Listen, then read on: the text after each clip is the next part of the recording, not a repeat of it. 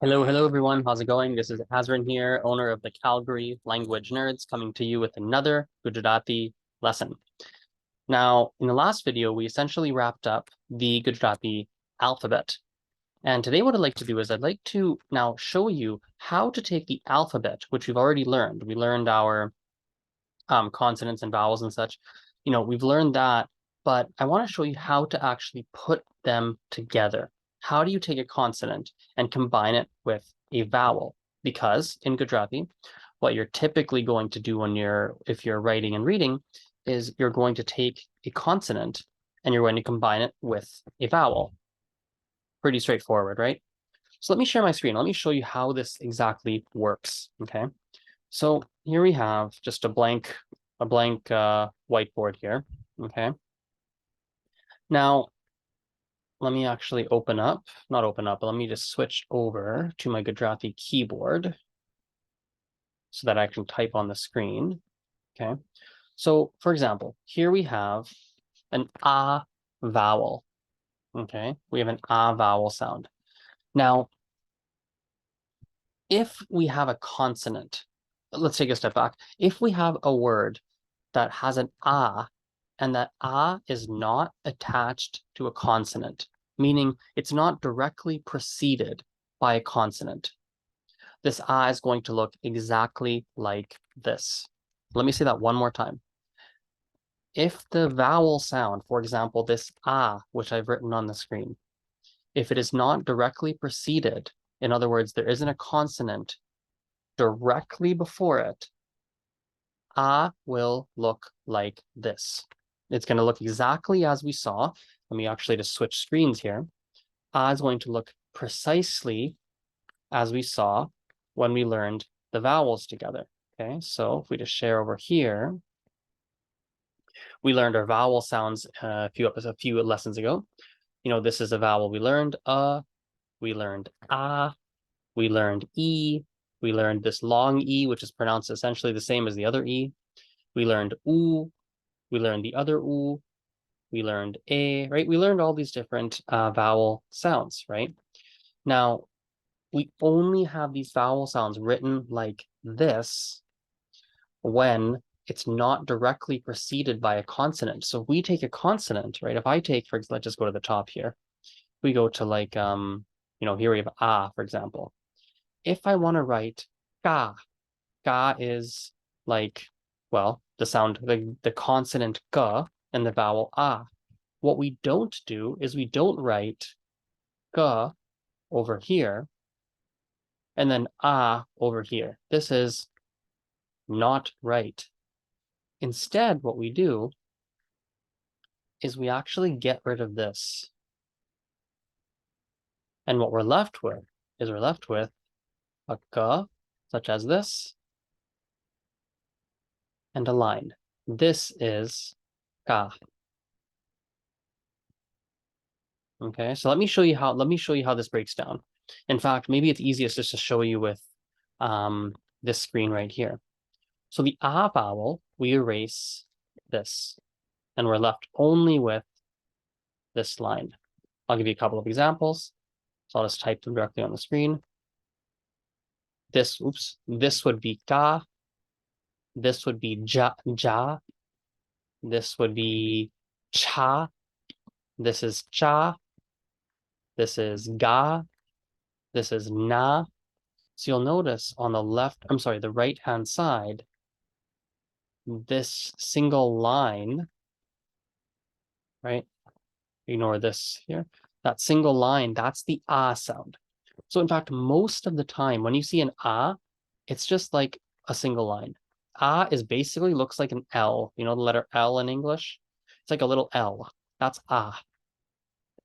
Let's look at the next vowel. E looks like this. Essentially, you're going to erase this here. Everything on the left. And you're left with just this. So let me show you some examples. This is ki, right? Or chi, or gi, or me. Oh, and actually, sorry, 1 second. Excuse me. One thing I should point out, sorry. 1 second here. Actually, one thing I should make clear is this E and this E, they're going to look different. So this E is actually the other way. Sorry. This is actually the way it should go. Ki, gi, mi, li, chi, right?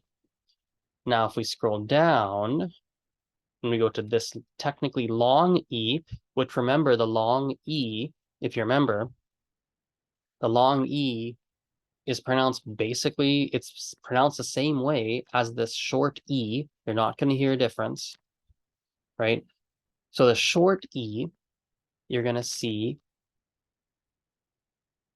this little dude here, this little guy here, right? You're going to see that on the left-hand side. The long E, which remember is pronounced the same way, right? Let's put these side by side. Notice it's the same line, it's just on the other side of the letter. This is what you're looking for. This is both of these are E. Both of these are E. They're pronounced the exact same, essentially they're pronounced the exact same way, okay? Now, the one common question I've received in the past is, how do you know in a word, if you hear E, how do you know if it should be this E or this E? How do you know how to spell it correctly? Well, there isn't exactly a hard and fast rule that I've been able to establish. There was once, I did teach a Gujarati student who had pointed out to me that, and there was a rough pattern, and I don't know if it's 100% true, but I can share it with you because it sometimes seems to work. When you have a word that ends with, like the last letter is a consonant with an E, it tends to be the long E. When it's the first consonant in a multisyllabic word, it tends to be the short E. That's what one of my students told me. She noticed that pattern. Honestly, I don't know if that's quite right. I honestly just don't know.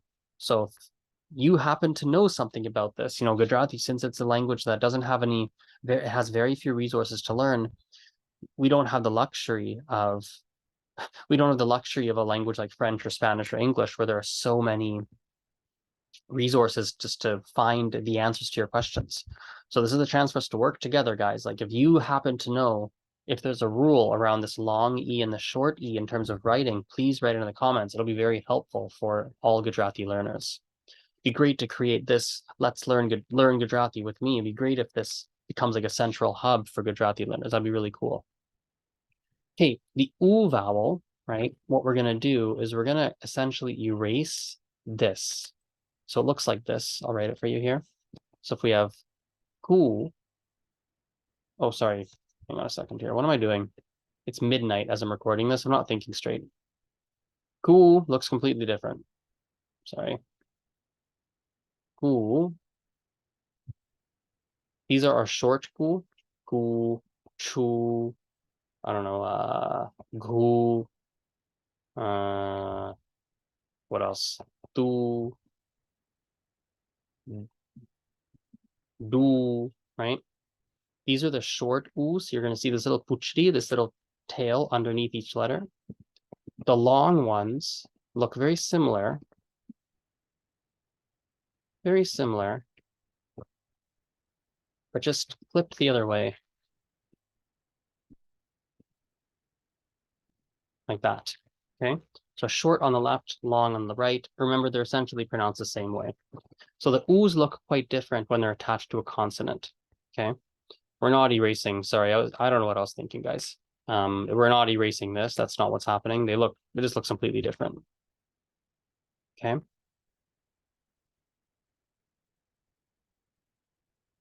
We have another U, so this is the U I talked about, the long U. A, we erase this part, so it looks like this. Che, le, ne, ve, ge, right? So notice that little diagonal line on top of the letter. That's what that's going to look like.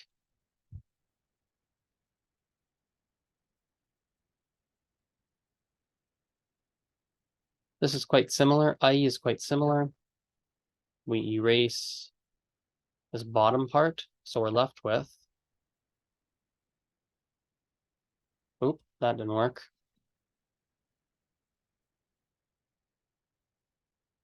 Ah, why isn't that working? That's weird. Hang on a sec, guys. Let's I can't get that to type for some reason. Eh? I don't know why that's happening. Let's see. That's very bizarre. I can't figure out why my I isn't typing. Well, okay, I'll just do it differently then. Here, I'll just write it by hand. Let's put a couple of consonants. Right, actually, we don't have that very often. Essentially, we get 2 lines on top. Try and do it neatly by hand if I can. It's hard because I'm using my mouse, right? I'm using a mouse, so it's a bit tricky to get it neatly, but okay, so it's 2 lines. It's 2 lines on top, right? So imagine your consonant over here, right? Imagine your consonant, right? Whether it's a g or whatever it is, right? You have your consonant, and then you have the 2 lines directly on top of it. That's really weird that it's not typing on my computer. Let me try that one more time. It's really weird. So go and I can't get it to type. That's so strange.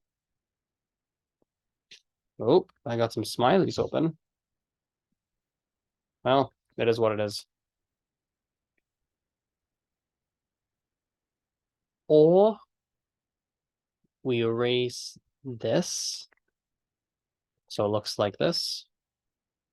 Go, mo, do, ko, right? So you'll notice you've got this little diagonal line up top, and you have this horizontal, or sorry, vertical line here. So diagonal on top, vertical here. Diagonal on top, vertical here, right? So you have both, right? So you're essentially keeping this as what's being kept.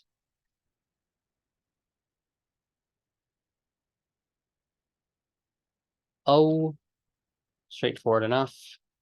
I don't think I'm able to type this letter either, actually. I'm not sure if I'll be able to do it. This gets erased. So essentially we get, for example, if we have a G, we do line and then 2 lines on top. Right? Oh my God, it's so hard. That's okay. It's hard to do with the mouse, right? So 2 lines directly on top.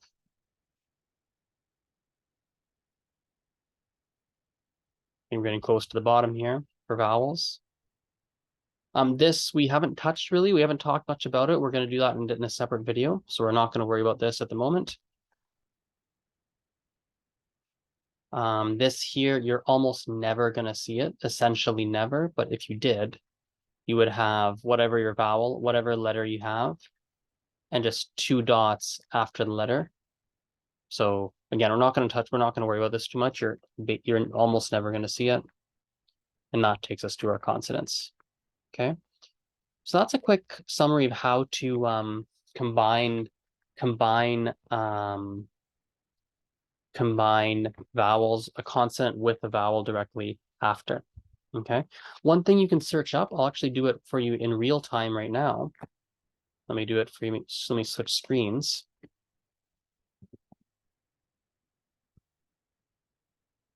Oopsies. Let's go over here. I'll share my screen again.